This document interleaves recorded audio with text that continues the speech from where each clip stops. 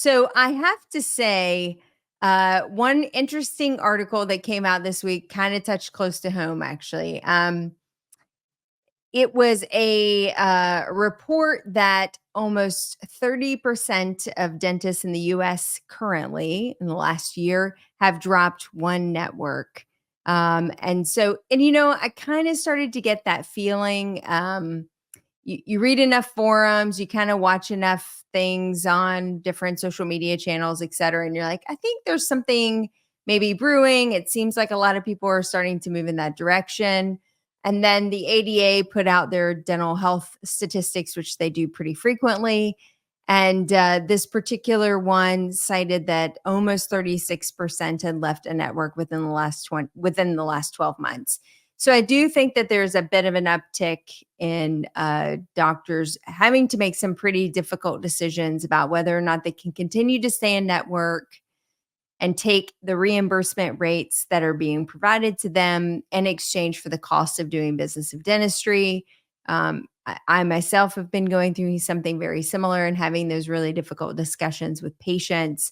But at the end of the day, we do have to run at least a profitable business to continue to pay payroll, pay our vendors, and keep the lights and doors open. And so it's really important that we have these open and honest conversations with patients. And I'll be really frank in doing that. Patients have actually been fairly understanding. I think they get the reality of the dental insurance world and what we're currently up against, both from a patient and consumer side, and from an insurance side, and from a practitioner side. I think we're all three parties sort of trying to work cohesively together, but maybe not with always the same missions or goals. And so sometimes there's tension.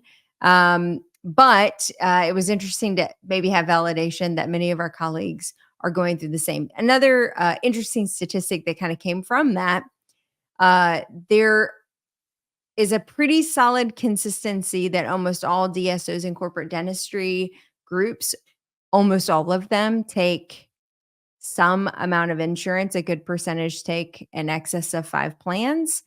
And then as you move into small group practices and private practitioners, you see that percentage go up 22%, 30% of solo practitioners are out of network for certain companies or don't take insurance at all. So there's still a pretty decent percentage in the solo practice world of practitioners not participating in insurance. So I thought that was pretty interesting.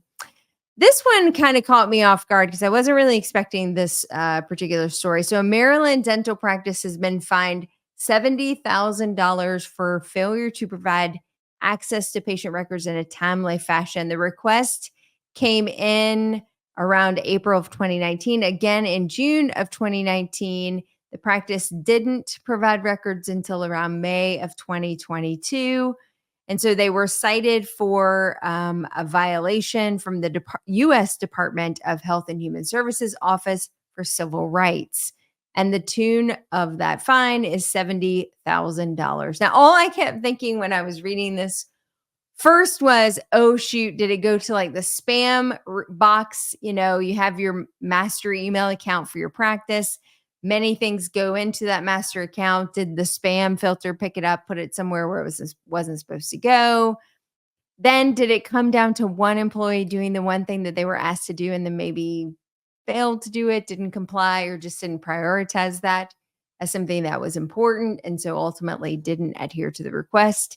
Either way, the dentist is now being cited for that particular value. And so let that be a lesson for the rest of us that there certainly is a bit of a watchdog when it comes to these patient requests for records. If they want them, regardless of the point and regardless of the reason, we have to provide those in a timely fashion. Or you may also be getting a little visit from the U.S. Department of Health and Human Services Office for Civil Rights, which I don't think any of us would want anytime soon. And with that, that's the news.